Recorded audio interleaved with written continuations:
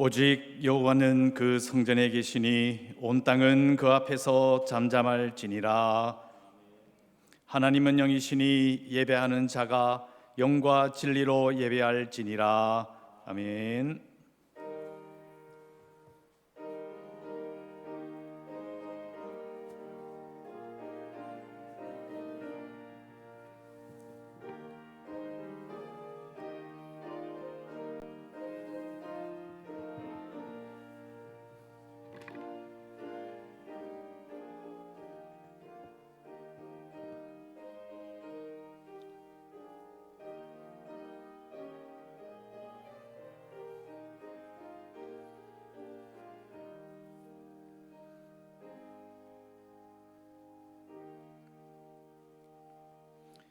내가 여호와께 바라는 한 가지 일, 그것을 구하리니 곧 내가 내 평생에 여호와의 집에 살면서 여호와의 아름다움을 바라보며 그의 성전에서 사모하는 그것이라.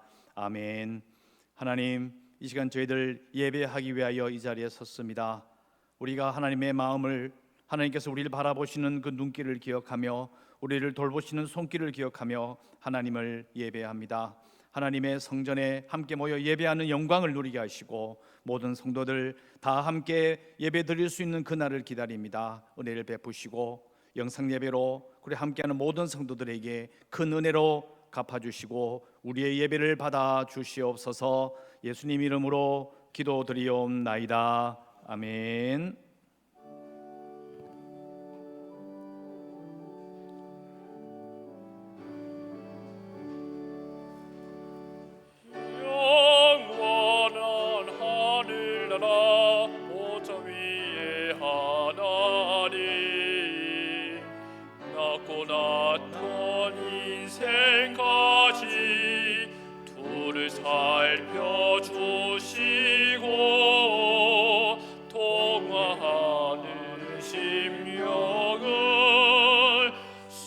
시켜 주시니 찬양을 다스소서. 영광의 주 하나님, 사람 몸이 밀시고 찾아오신 예수님, 하늘 영광 버리시고 죄인들을 구하려 부끄러운 십자가 우리 위에 지셨네. 영광을 받으소서. 구원의 주 예수님, 성도를 돌보시고 위로하는 주 성령, 우리 맘에 임하시어 진리하게 하시고 갈구하는 성령에 충만하게 하시어 성결케 하옵소서. 보혜사 성령이여.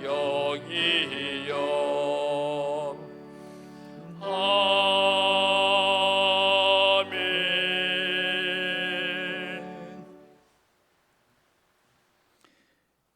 여호와여, 내가 주께 부르짖으오니 나의 반석이여 내게 귀를 막지 마소서.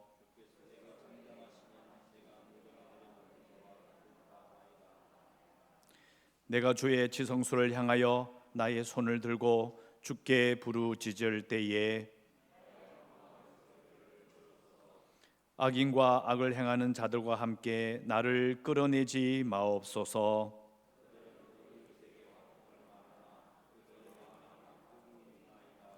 그들은 여호와께 행하신 일과 손으로 지으신 것을 생각하지 아니하므로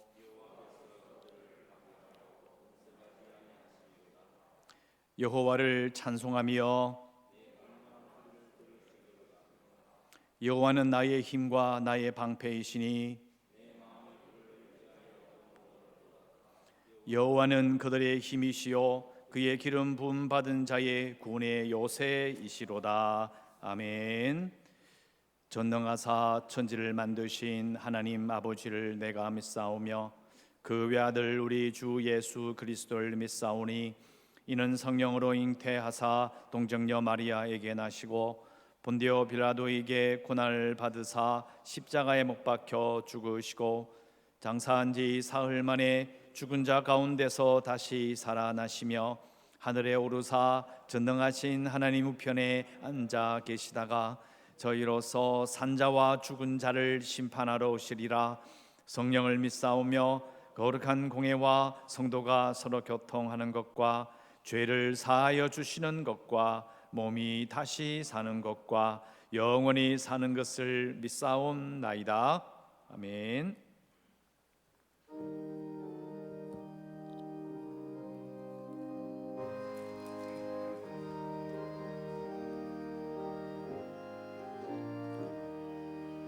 성령의 봄바람 불어오니 믿음의 새싹이 훑어오고 성령의 단비로 흡족하니 메마른 영혼을 적셔주네.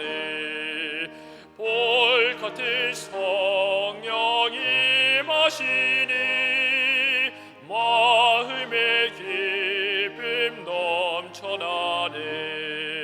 성령의 생수를 마시는 자 갈급한 심령이 해결되고 성령의 충만함 받은 자는 마음의 평안을 누리겠네. 성령의 감동 받은 자는 주님의 사랑 깨닫겠네. 성령의 은사를 받은 자는 시기와 질투가 사라지고 성령의 지혜를 받은 자는 이웃과 한 형제 되었도다. 성령의 권능 받은 자는 사랑의 복음 전파하세. 사랑과 은혜가 풍성하신 하나님 아버지, 코로나19로 인하여 어수선한 가운데에서도 하나님을 예배할 수 있도록 이 자리로 인도하여 주심에 감사를 드립니다. 또 이 자리에 함께하지 못해도 각자의 처소에서 인터넷 동영상으로 함께 예배하게 하여 주셔서 감사합니다. 살아가는 것이 힘들고 어려울수록 더욱더 하나님을 의지하고 말씀을 묵상하며 하나님의 자비하심을 더 기대하고 살아가는 우리 모두가 되게 하여 주옵소서. 총선도 무탈하게 잘 끝나게 하여 주셔서 감사합니다. 결과에 승복하고 이제 각자의 자리로 돌아가 코로나19 바이러스를 방역하는 일에 매진하게 하시고 어려운 경제를 살리는 일에 최선을 다하게 하여 주셔서 서민들의 힘들고 어려운 삶이 하루속히 개선될 수 있도록 도와주시옵소서. 오늘도 사회적 거리 두기에 기초하여 모든 성도가 함께하지 못하고 1부와 2부로 나누어 예배를 드리고 예배에 참석하지 못하는 성도들도 많이 있습니다. 우리가 함께 모여 하나님을 예배하고 서로 교제하며 사랑을 나누는 것이 얼마나 소중하고 귀한 복인지 이번 기회를 통하여 절실히 깨닫게 하여 주셔서 감사합니다. 앞으로 대면 예배가 정성화되어 성도들이 함께 예배 드릴 때 예배의 소중함을 깨달은 것만큼 더 진실된 예배를 드리게 도와주시고 성도 한 분 한 분을 더 사랑하고 더 섬기며 헌신하는 우리 모두가 되게 하여 주시옵소서. 오늘도 담임 목사님이 말씀을 전하실 때 성령 충만함을 주셔서 한 말씀도 땅에 떨어지지 않고 우리의 마음밭에 떨어져서 아름다운 열매를 맺게 도와주시옵소서. 이 어려운 시기에 목사님에게 지혜와 능력을 더하셔서 교회를 잘 이끌어갈 수 있도록 인도하여 주옵소서. 주일학교 교육기관들이 인터넷 동영상으로 예배를 진행 중에 있습니다. 담당 부장 집사님과 목사님, 전도사님들의 힘을 더하여 주셔서 지치지 않게 하여 주시고 한 영혼 한 영혼을 더 소중하게 품고 기도하며 잘 관리하게 하여 주옵소서. 코로나19로 인하여 각 기관의 활동만이 아니라 교회 전체가 힘들고 어렵습니다. 이럴 때일수록 우리가 더 신앙에 정진하여 말씀에 바로 서게 하여 주옵소서. 온 성도님들의 건강도 지켜주시고 특히 연로하신 어르신들의 건강을 지켜주시옵소서. 건강이 좋지 못한 성도님들의 건강을 회복시켜 주시고 여러 가지 사정으로 교회를 떠나 있는 서열의 권속들에게 우리와 동일한 은혜를 베풀어 주옵소서. 돕고 있는 국내 미자립 교회와 서래물 교회와 부탄의 어린이 사역위에 함께하여 주옵소서. 매일 저녁 9시에 온 성도들이 교회 재개발을 위해 기도하고 있습니다. 하나님의 선하신 뜻을 보여주시옵소서. 오늘 이 자리에 여러 가지 기도 제목을 갖고 참석한 성도님들의 기도를 들으시고 각자의 기도에 응답하여 주시옵소서. 우리가 진실되게 예배를 드릴 때 하나님 기쁘게 받으시고 홀로 영광 받아 주시옵소서. 이 시간 우리에게 큰 은혜를 베풀어 주시옵소서. 예수님의 이름으로 기도드리옵나이다. 아멘.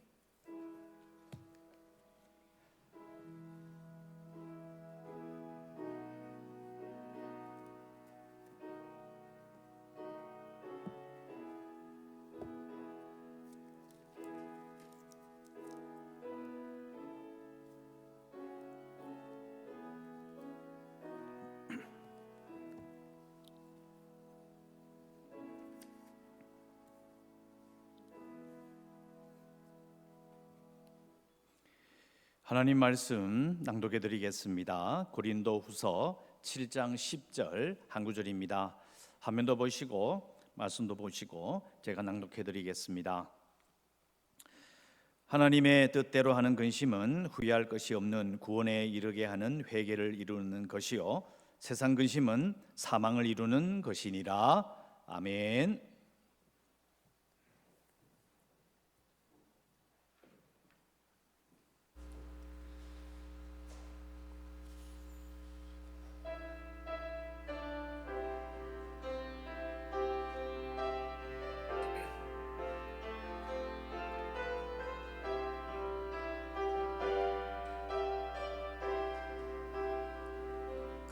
괴로울 때 주님의 얼굴 보라. 평화의 주님 바라보아라. 세상에서 시달린 친구들아, 위로의 주님 바라보아라. 눈을 들어 주를 보라.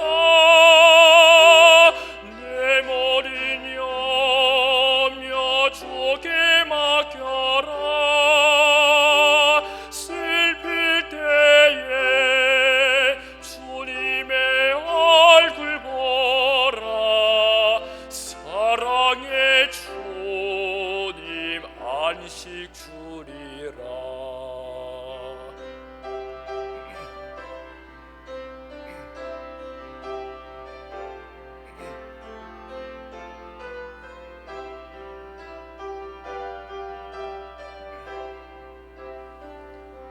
힘이 없고 내 마음 연약할 때 능력의 주님 바라보아라. 주의 이름 부르는 모든 자를 힘주시고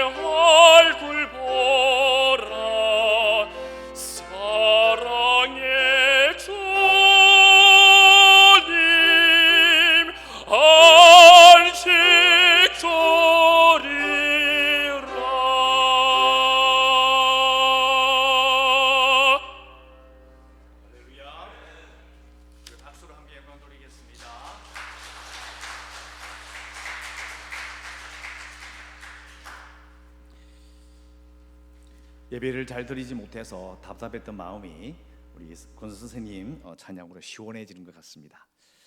계속해서 예배를 마음껏 드리지는 못하지만 우리가 상당히 주의해야 되는 시점에 와 있습니다. 다시 한번 말씀드리지만 이번 주간에 월요일, 화요일, 특히 월요일 날 노회가 있었어요.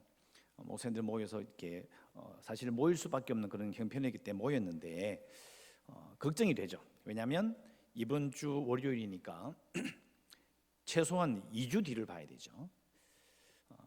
2주 뒤에 모였던 목사님과 모였던 많은 사람들에게 장로님들하고 아무 일이 없어야 돼요. 그리고 5월 초가 되면 또 어린이날이 있어서 또 이렇게 풀리게 되고 그러면 5월 중순까지는 5월 15일이나 하여튼 그 5월 중순이나 좀 약간 넘은 그 시점까지 확진자가 생기질 않아야 이게 한 고비를 넘어갑니다. 참 어려운 일이에요. 이번에도 이 노예를 하면서 이렇게 선거를 할 수밖에 없는 상황이라서 이렇게 투표를 하고 받아서 이렇게 개표를 하잖아요. 그러면 다들 마스크 쓰고 다 앉아가지고 계속 세고 있는데 꼭 한 분씩 답답하다 마스크 벗어놓고 하나 둘 막 이러고 있는 거예요. 보면서 이걸 어떻게 하지? 결국은 저도 제가 이야기했죠. 마스크 제가 씌워드렸어요. 목사님 잘못하면 우리 전부 다 끝장납니다. 이 방역한다는 게 정말 어려운 일이더라고요. 주의해야 되고 나는 괜찮은데 중요한 것은 내 혼자 괜찮은 게 중요한 게 아니죠. 상대방이 문제가 있을 수 있기 때문에 정말 어려운 일이다라는 것을 실감하는 그런 시대를 살고 있습니다. 오늘 권 선생님께서 괴로울 때 주님의 얼굴 바라보라, 근심할 때 어려울 때 주를 바라보자는 찬양을 했는데요. 저도 말씀의 제목이 나의 근심, 우리의 근심이라고 제목을 정했습니다. 그만큼 살아가는 게 어렵고 지금 이 시대에 전 세계적으로 근심하지 않는 사람은 없습니다. 그만큼 어려운데요. 제가 항상 강조하듯이 근심이 뭐냐 이게 뜻을 한번 생각해 보는 거죠. 근심이 뭘까? 해결되지 않은 일 때문에 속을 태우거나 우울해하는 그 마음을 근심으로 말합니다. 해결되지 않는 일이 있는 거예요. 해결되지 않는 일이 있기 때문에 계속해서 속을 태운다. 가슴이 답답하고 불편하고 심지어는 우울해할 정도로 어려움을 겪는 그 상태를 근심이라고 합니다. 근데 문제는 이 근심이란 게요, 아무도 나는 근심이 없어라고 말할 수 없다는 거예요. 누구나 다 근심을 하면서 살아가요. 그리고 그 근심은 자기 중심적이라고 해요. 자기. 무슨 말이냐면 내가 근심을 하면 옆에 사람도 같이 근심해 주느냐, 그런 일은 없어요. 내 근심을 누가 이해해 줄 수 있습니까? 아니면 다른 사람이 근심에 쌓여 있으면 그 근심을 내가 대신해 줄 수 있나요? 아니잖아요. 너무 지극히 개인적인 거예요. 나는 너무너무 괴로운데 옆 사람은 그걸 이해해 줄 수 없어요. 또 옆 사람이 괴로워 죽을 지경이라도 나는 그걸 이해할 수가 없어요. 이 근심이라는 건 너무너무 개인적인 거죠. 그러니까 보통 우리가 살아갈 때 보면 근심한다고 해도 이게 참 도와줄 수도 없고 또 쉽게 해결할 수 없는 부분도 사실 있습니다. 그런데 오늘 읽은 이 성경에 보면 이 근심이라는 것을 두 가지로 분류하잖아요. 하나님의 뜻대로 하는 근심이 있고 또 세상 근심으로 두 개 이렇게 탁 나눠요. 이게 생각보다는 정말 어려운 말씀이에요. 하나님의 뜻대로 하는 근심은 뭐며 세상 근심은 뭐냐? 생각해볼 문제가 있습니다. 말씀에 이렇게 말하고 있기 때문에 하나님의 뜻대로 하는 근심은 뭐고 세상 근심은 또 뭐냐? 결국 이 말은 내가 지금 하고 있는 근심, 남에게 말할 수 없고 남도 도움을 줄 수는 없는, 또 남의 근심도 내가 어떻게 해줄 수 없는 근심을 하고 있을 텐데, 그러면 성경 앞에 딱 서서 하나님 말씀 앞에 생각해 봐야 되는 거죠. 내가 지금 하고 있는 이 근심이 마음속에서 해결되지 않은 일 때문에 막 속이 타고 답답하고 우울하는 이 모든 것들이 과연 하나님의 뜻대로 하는 근심인가 세상 근심인가, 이걸 어떻게 우리가 분별해야 되죠? 분별해야 된다고 성경 말하고 있는 거예요. 네가 하나님의 뜻대로 하는 근심을 하고 있느냐 아니면 세상 근심을 하고 있느냐 생각해봐라. 우리에게 지금 이렇게 도전하고 있는 것입니다. 이런 세상 뜻대로 하는 근심은 구원에 이르게 하는 회개를 이룬다. 근심 때문에 회개하게 된다는 거예요. 자, 이 부분은 아주 현실적인 이야기예요. 우리가 겪었던 평양 대부흥 운동, 제가 접대한 설교 때 말씀드렸습니다.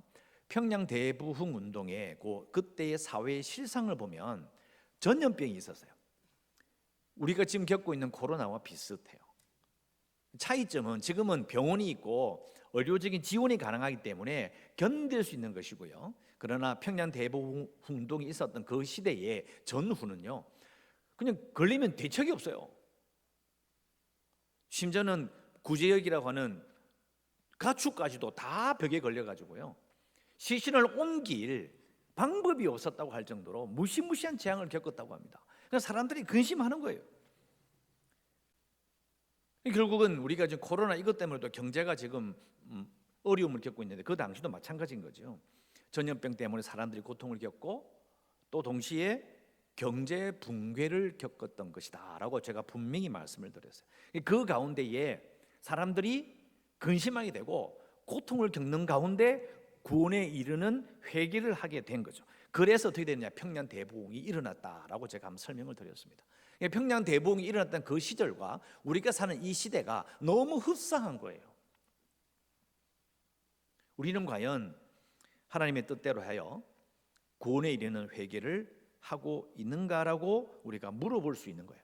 우리에게 적용해 볼 수 있는 겁니다. 우리가 읽었던 이 고린도후서 이 말씀은 정말 옛날 이야기라고 옛날에 있었던 사건이라고 말할 수는 있는데, 그러나 평양 대부흥 운동이 있었던 구원에 이르게 하는 그 회개는 우리의 역사인 거예요. 우리의 선조들이, 우리의 신앙의 선배들이 겪었던 일이기 때문에 그들의 마음을 돌아보고 과연 그때 그 선배들이 겪었던 그 고통과 그 근심과 그 많은 고통들이 구원에 이르게 하는 회개를 만들어서 평양 대부흥 운동이 일어났다. 그러면 우리에게는요, 어떤 일이 있어야 되냐고요. 생각해 볼 문제입니다.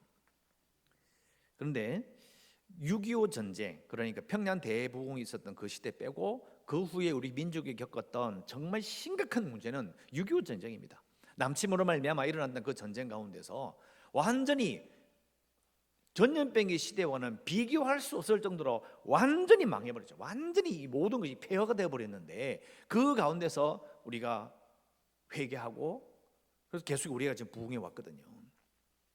근데 느낌이, 근데 6.25 전쟁 이후로는 평양 대부흥 운동의 비견, 견줄 수 있는 그런 회개 운동이 일어났는가? 그런데 교회 역사를 보면요, 평양 대부흥 운동 때의 그 회개 역사와 그 이후에 6.25 전쟁 이후의 교회 역사를 보면 거기에 이게 견줄 만한, 비교할 만한 회개 운동이 없어요. 회개하지 않았다가 아니고요, 그만큼의 부흥을 이뤄올리면 그런 정말 참단 회개가 있었느냐 이래 봤을 때는 이게 조금 의견이 다른 거예요. 평양 대부흥 운동은 똑같이 전부 다 동의하고 맞아, 하나님께서 구원에 이르게 하는 회개를 우리에게 주셔서 이렇게 말할 수 있는데 6.25 시대 이후로는 이게 아닌 거예요. 왜 그럴까요? 이유가 뭘까? 자, 그 부분을 오늘 우리가 생각해 보는 겁니다. 그래서 우리가 이 부분을 깊이 생각해 보면 우리가 겪고 있는 코로나19의 이후에 우리가 어떻게 해야 될지를 우리가 생각해 볼 수 있습니다. 먼저 제가 계속해서 레위기와 출애굽기를 통해서 계속 강조했던 건데요. 여러분, 속죄제를 우리가 레위기에서 읽어볼 수 있어요. 그러면 여러분 생각에 속죄제나 대속의 그런 짐승을 가져와서 자기 죄 대신에 이렇게 죽게 하고 죄를 용서받는 거, 그 왜 하는 거죠? 제가 항상 강조하잖아요. 왜 하는 거냐고요. 목적이 뭐냐고요. 또 이렇게 이야기합니다. 속죄하나니까 속죄하지. 성경에 적혀있지 않냐고. 하나님께서 이스라엘 백성들에게 속죄하라, 속죄제를 지내라, 죄를 지었을 때는 속죄하라 말씀하셨으니까 속죄하는 거죠. 이렇게 말하면 안 됩니다. 그게 아니고 왜 속죄하냐고요. 뭘 위해서 속죄하는 겁니까? 생각해 봐야 합니다. 그리고 그러면 우리는요, 예수 그리스도의 피로 용서받는다, 죄 사함 받는다. 자, 구약의 속죄제와 우리가 예수 그리스도의 피로 말미암아 용서받는다는 것과 성경에 기록되어 있지 않은 것처럼 보이지만 그러나 전제되는 게 뭐냐? 회개죠. 구약에는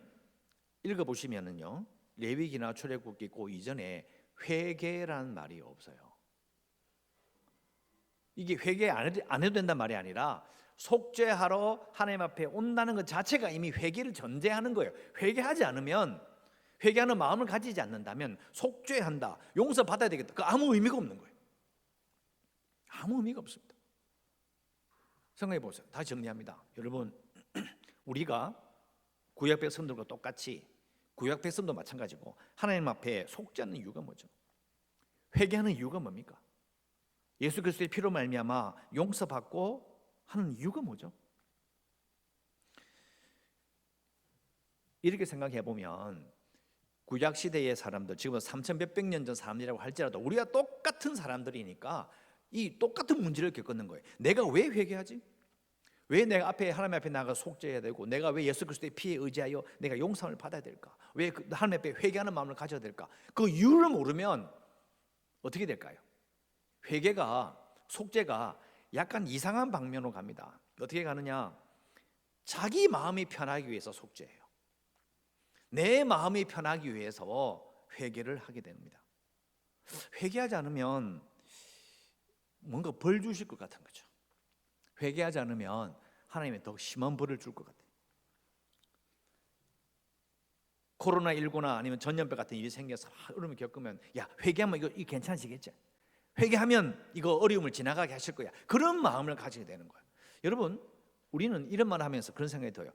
틀린 말 같지는 않은데. 우리도 그렇잖아요. 어려운 일이 생기면, 내 몸이 아프면, 가족 쪽에 문제가 생기면, 내가 죄 지은 게 아닌가, 회개해야 되겠다, 그런 마음을 품는 게 뭐가 잘못됐냐는 거죠.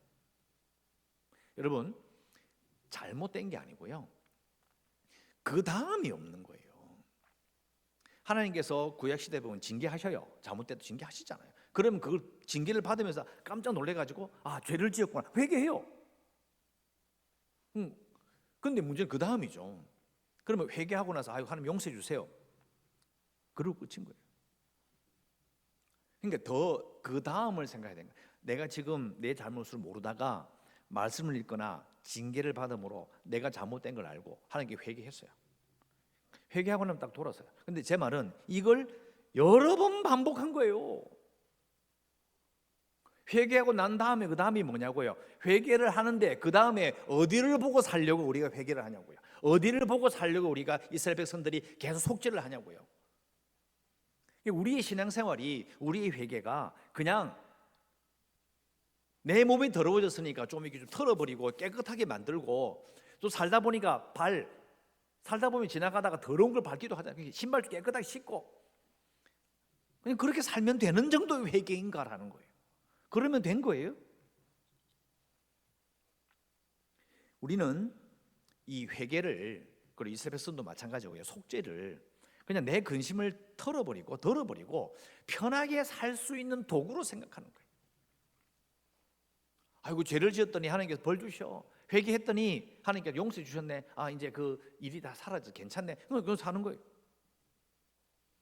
저는 구약 백성들과 우리가 살아가는 방식이, 물론 문화는 많이 다르지만 하나님과의 관계에 있어서는요, 똑같은 그런 입장이 있는 거예요. 똑같은 입장이 있는 겁니다. 그러니까 아무리 많은 회개를 하고 회개 대각성 집회 난리를 치고 해도요, 그러나 사실은 별 차이가 없는 거예요. 별 차이가 없어. 이게 사람들이 이렇게 생각하죠. 하나님, 회개했더니 마음은 편한데 특별히 나아진 거 없네요. 더 복을 받는 것도 아니고 더 나아지는 것도 아니고, 회개 대각성 집회, 미스바 대각성 집회, 저도 그런 데 많이 다녔거든요. 가봤는데 돌아오고 나서 달라진 게 별로 없어. 또 하나님께서 특별히 징계하시지도 않는 것도 아니고 그냥 고만고만 다 살아가. 큰 어려움이 없어. 그런데다가 80년대 이후에 경제가 발전하고요, 교회가 부흥해버리니까, 숫자가 많아지고 막 퍼져나가니까 회개된 감각이 사라져버렸어. 결국은 회개를 특별히 하게 하지 않았는데 왜 이렇게 잘 되지? 특별히 회개 안 했는데도 그럭저럭 어려움이 없어.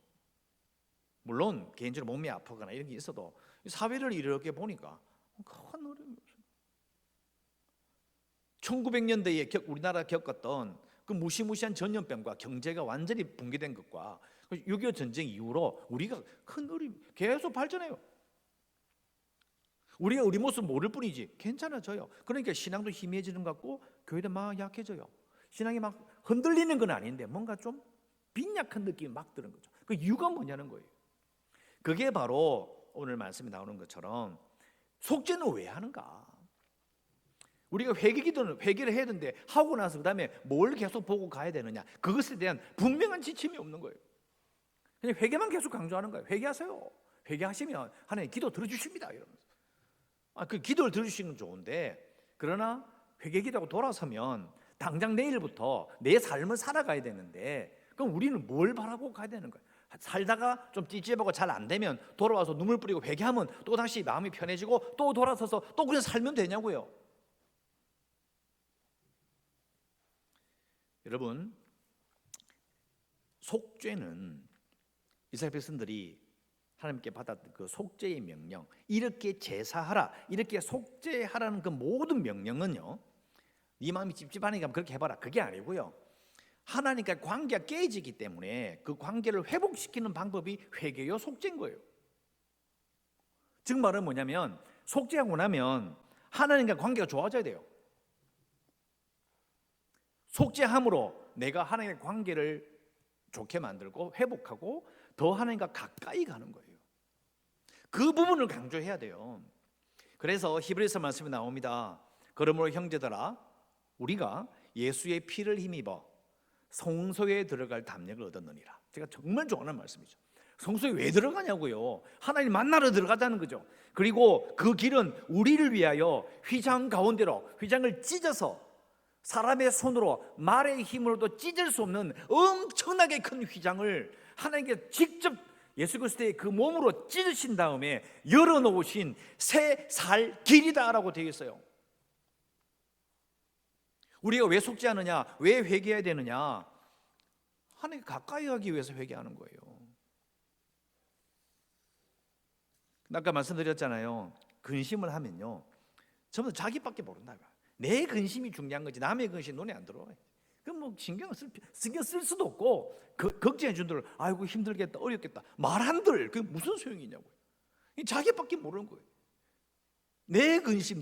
그러니까 회개도 하나님께 나아가는 걸 생각하는 것이 아니라 내 마음을 편하게 하고 내 문제를 해결하고 끝나는 것으로 생각하기 쉬워요. 그러니까 아무리 회개를 꼭 외치고 집회하고 대각성해도 안 돼.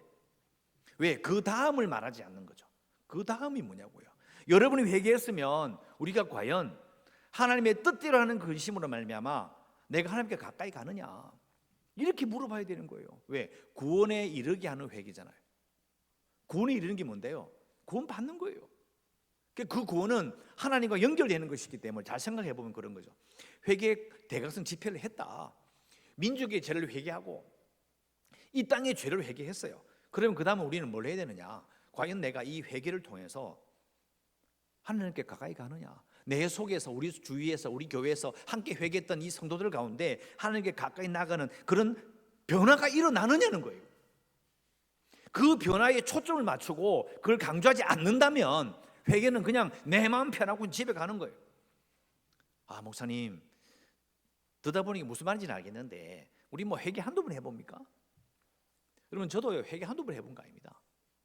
이 문제는 기다리지 못하는 내가 이렇게 회개했는데 하나님께 가까이 가기 위해서 하나님의 관계를 개선하고 하나님께 더 가까이 가고 열어놓으신 새 살길로 들어가기 위해서 내가 계속 초점을 맞추고 사느냐는 거죠. 그게 안 되는 거예요. 하나님의 뜻대로 하는 근심이라는 것은 하나님께서 근심하게 하셨어요. 그래서 전쟁도 겪게 하시고 전염병도 겪게 하시고 개인적으로도 어떻게 해결할 수 없는 그런 어려움을 겪게 하셔요. 그런데 하나님의 뜻이 그냥 회개해라. 내가 너희들에게 어려움을 허락했으니 너가 여기에서 회개해라. 뭐 끝이냐고요.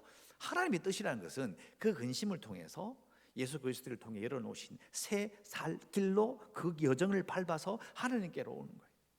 그 여정이 우리에게 있냐고요. 이것을 확실하게 하지 않으면 우리의 회개는 우리의 고통들은 우리의 근심들은 아무런 영적인 유익이 없습니다. 그래서 세상 근심은 사망인 거예요. 우리가 하나님 뜻대로 하는 근심은요 그 근심이라는 것을 하나씩 밟고 가다 보면 예수 그리스도의 피에 의지하다 보면 그 끝이 하나님께 가까이 가는 거예요. 그것이 우리에게 있느냐는 거죠. 여러분, 다시 한번 말씀드립니다. 이전에 우리가 많이 했던 회개들과 회개 운동과 그리고 미스바 구국 대성회 그런 걸 통해서 우리 회개했던 그 많은 것들, 주여 회개합시다. 저도 막 이 목이 쉴 정도로 회개했었는데 그 기도가 가짜라는 의미가 아니에요. 그게 진정한 마음이었다면 우리가 자신을 돌아봐야 되는 거죠. 내가 하나님의 뜻대로 하는 근심을 통해서 하나님께 더 가까이 가는가? 자, 하나님께 가까이 간다는 표현이 너무 추상적이죠. 이걸 다시 한번 설명드려 볼까요? 여러분 생각해 봅시다. 우리가 정말 하나님께 가까이 간다는 느낌을 가지기 위해서는 그걸 잊지 않아야 돼요. 내가 이 기도를 통해서, 이 예배를 통해서, 이 말씀 묵상을 통해서, 또 말씀을 읽으면서 내가 내 마음이 더 하나님께 가까이 가느냐. 여러분, 저도 오늘 아침에 일어나서 화장실에 가서 이제 씻고 있는데요. 아침 저녁으로 춥죠. 그러니까 특히 사택은 또 벽이 얇아 추워요. 그래서 화장실 가서 씻고 할 때도요, 히터를 틀어야 돼요. 추워요. 틀어야 돼. 그러면 틀면 어떻게 되냐면 온기가 느껴지잖아요. 똑같은 원리예요. 우리가 정말 하나님의 뜻대로 하는 근심을 통해서 구원에 이르게 하는 회개를 함으로 말미암아 하나님께 가까이 나아가면 하나님이 나를 가까이 하시는 그 느낌이 들어요. 가까이 하시면 아까 그 난로 이야기처럼 어떤 느낌이 오느냐면요, 평안이 옵니다.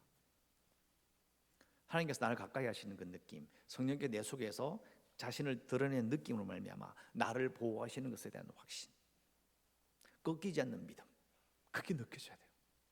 이걸 통해서 여러분, 우리 믿음의 선조들은 초대교회 이후로 수많은 예수 믿는 사람들은요, 세상에 꺾을 수 없는 사람으로, 세상에 부러뜨릴 수 없는 사람으로 세상을 이긴 거예요. 회개하고 나면 여러분 마음속에 평안이 느껴지십니까? 세상이 난리가 나고 전염병으로 전쟁으로 난리가 나도 그 속에서 그 근심을 붙들고 있다가 이 근심 때문에 하나님을 바라보고 내가 회개해야 되겠다, 내가 이 땅의 모든 죄를 회개하고 나아가야겠다 하면 그 성도의 마음 가운데 정말 우리가 기쁨이 있고 평안이 있고 든든함이 있고, 분명히 지금 온 세상이 망하는데 흔들리지 않는 내 믿음이 있냐고요. 자, 이렇게 말하면 또 너무 개인적으로 느껴지십니까? 과연 우리가 한국교회가 제대로 된 회개 집회를 하고 회개 대성을 했다면요, 우리가 지금 겪고 있는 많은 일 가운데서 교회가 보여줄 태도는 뭐냐면 누군가를 정죄하는 게 아니고요, 그게 아니고요, 우리가 이 세상의 어려움을 바라보며 정말 사랑이 많은 교회로, 모든 사람이 난리가 나도 걱정하지 마세요, 우리가 있습니다. 걱정하지 마세요. 예수 믿는 우리가 하나님 주신 그 평안으로 우리가 이 땅을 지킵니다. 그런 태도를 보여줘야 돼요. 그런 태도를 보여주지 않는다면 여러분, 그것은 우리는 참된 회개를 한 게 아닙니다. 진짜 회개한 사람은요, 하나님을 가까이 한 사람은요, 세상이 두렵지 않습니다. 세상이 두렵지 않다는 것이 세상을 정죄하는 말이 아니에요. 그게 아니라 세상이면 쓰러지고 난리가 났는데 사람들이 두려워서 벌벌벌 떠는데 예수 믿는 사람은 아니죠. 품는 거예요. 품어야 돼요. 근데 품는다는 것이 여러분, 이거 마스크 안 해도 안 죽습니다, 이런 이야기 하는 거 아니에요. 미국의 목사님 한 분이 그랬어요. 마스크 안 쓰고 했다가 자기가 코로나 걸려 죽었어요. 그건 만용이에요. 그 미신이야, 미신. 성경에 나오잖아요. 독사에 물려도 괜찮고, 그런 이야기를 하면 안 돼요. 정말 하나님을 신뢰하고 회개함을 하게 나아가는 자들은요, 세상 사람들이 벌벌벌벌 떨 때 오히려 주시는 평안으로 그들을 품는 자요, 또 살아갈 때 두려움 없이 사는 것을 보여주는 자들이 되어야 된다는 거죠. 여러분, 다시 한번 묻습니다. 여러분의 근심은 하나님의 뜻대로 하는 근심입니까? 세상 근심입니까? 혼자 기도할 때에 우리 한국교회에, 아니면 이 땅의 죄악들, N번방이라고 하는 그 뉴스 들어보셨을 거예요. 무시무시한 그런 참 입에 댈 수도 없는 그런 음란함, 사람들을 착취하고 하는 그런 일을 보면서 마음에 막 이제 올라, 그러면서 땅을 바라보면서 회개하고, 주여, 나도 이 땅의 삶으로 이 땅에 같이 살기 때문에 이들의 죄를 나도 회개합니다. 주님 용서해 주십시오. 기도하는 건 좋아요. 넘어서서 그 다음에 우리가 이 기도함으로 하나님께 용서를 구하는 그 기도를 통해서 하나님께 더 가까이 가고, 나를 가까이 해주심을 느끼며 사는 자, 그것이 한두 명이 아니라 우리 이 땅에 사는 모든 성도들이 그런 마음으로 회개하고 이 땅의 괴로움과 음란함과 죄악을 바라보며 그들을 비난하지 않고 그들을 불쌍히 여기고 그들의 고통을 나의 고통으로, 그들의 죄를 나의 죄로 느끼고 기도하고 날 때 과연 이 땅에 어떤 일이 벌어지겠냐고요. 여러분, 비난하기는 쉽습니다. 뭐가 잘못됐다고 말하기는 그렇게 어려운 일이 아니죠. 눈에 다 보이는 거니까요. 중요한 것은 과연 우리는 이 땅에서 하나님을 가까이 하는 자로서, 가까이 하는 교회로, 그런 말미암아 세상이 완전히 무너져도 결코 두려워하지 않는 그런 모습으로 이 땅을 지켜내고 사람들을 붙들어 줄 수 있는 그런 교회와 그런 성도가 되느냐에 달려 있는 겁니다. 여러분, 어떻게 하시겠습니까? 여러분, 회개하셔야 합니다. 하나님의 뜻대로 하는 회개, 구원에 이르게 하는 회개를 하셔야 합니다. 그리고 계속해서 회개를 하지 않는, 회개할 수 없는 바쁜 일상 가운데, 자기가 해야 되는 일들 가운데 내 마음이, 내 모든 생활이, 내 감정이 하나님과 함께하는 그런 평안함과 기쁨으로 보호하심에 대한 확신을 가지고 살아가느냐, 이게 바로 우리가 교회에 보여줘야 될 하나님을 아는 사람들의 모습인 것입니다. 근심은 하되 그 근심을 통해서 하나님께 더 가까이 가는 모습이 내게 있느냐를 돌아보므로 여러분, 이 어려운 시절을 이겨내는 모든 성도 되시기를 주의 이름으로 축원합니다. 기도하겠습니다. 하나님, 감사합니다. 오늘 저희들 예배함으로 하나님께 나왔으며 우리의 찬송을 드렸습니다. 장로님의 기도도 들어주시고 또 지휘자의 찬양도 들어주시고 예배를 통하여 하나님을 바라볼 때에 주님, 우리의 근심이, 우리의 고통이 하나님께 나아가는 하나님의 뜻대로 하는 근심이 되기를 간절히 바라옵고, 그 근심으로 말미암아 더욱더 하나님께 가까이 감으로 하나님을 모르는 이 세상 가운데에서 하나님을 아는 자들, 하나님을 가까이 하는 자들이 더 빛나게 하여 주시옵소서. 감사드리옵고 예수님 이름으로 기도드리옵나이다. 아멘. 들어오시면서 헌금하셨기 때문에요, 이 시간에 바로 봉헌기도, 헌금기도 하도록 하겠습니다. 하나님, 감사합니다. 저희들 물질 주님께 드렸습니다. 드리는 물질을 통하여 우리의 마음이 하나님께 있음을 다시금 고백합니다. 어려울 때마다 하나님께서 우리와 함께 하심을 믿고 하나님을 기억하며 물질을 드림으로 우리의 모든 것이 하나님께로부터 말미암았음을 고백함으로 세상에서 빛으로 소금으로 살아가게 하여 주시옵소서. 감사드리옵고 예수님 이름으로 기도드리옵나이다. 아멘. 교회 소식 말씀드리겠습니다. 오늘 예배를 드린 것처럼 오늘 26일 주일 예배도 1부와 2부 예배로 진행이 됩니다. 꼭 기억하셔서 참석해 주시고요. 오늘 26일 주일 예배 후에 정기당회로 모일 예정입니다. 꼭 기억해 주셨으면 좋겠고요. 그리고 헌금하실 때에 불편하시더라도 현장 예배 참석하지 못하는 성도님들은 교회 온라인 헌금 계좌를 이용해 주시고 오신 분들은 또 헌금하시면 되겠습니다. 그리고 아까 설교 때 말씀드린 것처럼요, 앞으로 이제 고비가 좀 남아 있습니다.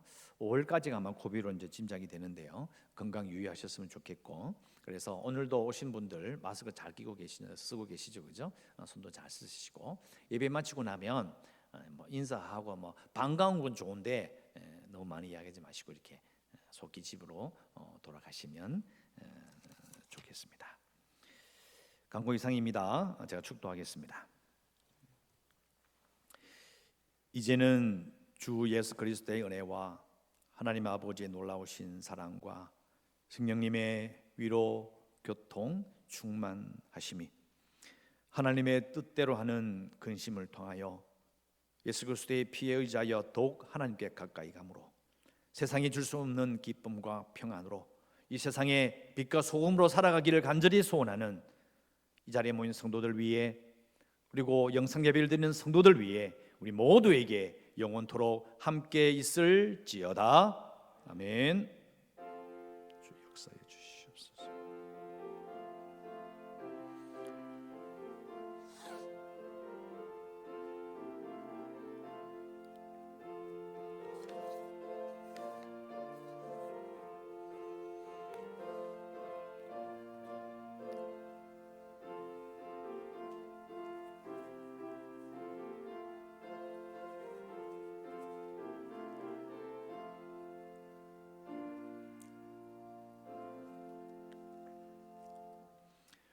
돌아가셔야 되겠습니다.